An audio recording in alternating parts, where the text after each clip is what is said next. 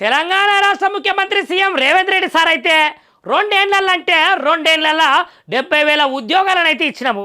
ఇక గట్లనే group 1, group 2, group 3 విద్యార్థులకైతే తప్పకుండా వాళ్లకు సంబంధించినటువంటి ఉద్యోగాలు భర్తీని అయితే కంప్లీట్ చేసినాము. ఇక కొంతమంది అయితే వాళ్ళకు జాబ్ ఏదైతే ఉంటుందో ఆఫరింగ్ లెటరు ఇచ్చేందుకు చాలా మంది ఆపినా కూడా కోర్టుల దగ్గర పోయి ధర్నాలు చేసినా కూడా వాళ్ళకైతే ఆఫరింగ్ లెటర్లు కూడా అందించినాము. ఇక గట్లాంటి ప్రభుత్వాన్ని పట్టుకొని ఎట్లా పడితే అట్లా మాట్లాడితే ఎట్లా చెప్పుర్రి?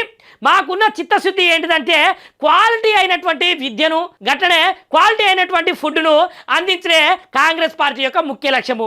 మరి నిజానికి విద్యార్థులారా, మరి తెలంగాణ రాష్ట్ర ముఖ్యమంత్రి సార్ అయితే 70,000 ఉద్యోగాలు ఇచ్చిందని డైరెక్ట్ చెప్తున్నాడు. మరి ఆ ఉద్యోగాలు ఇంతకు ముందు ఉన్న వాటిని భర్తీ చేసిండ్రా లేదంటే నిజంగానే ఇచ్చిండ్రా? మరి ఉద్యోగాలు ఇచ్చినప్పటికీ మొన్నటికి మొన్న నిన్నటికి నిన్న ఎందుకు విద్యార్థులు రోడ్లెక్కి ధర్నాలు చేస్తున్నారు అనే ముచ్చట్నైతే ఒక్కసారి మాకు కమెంట్ చేయండి.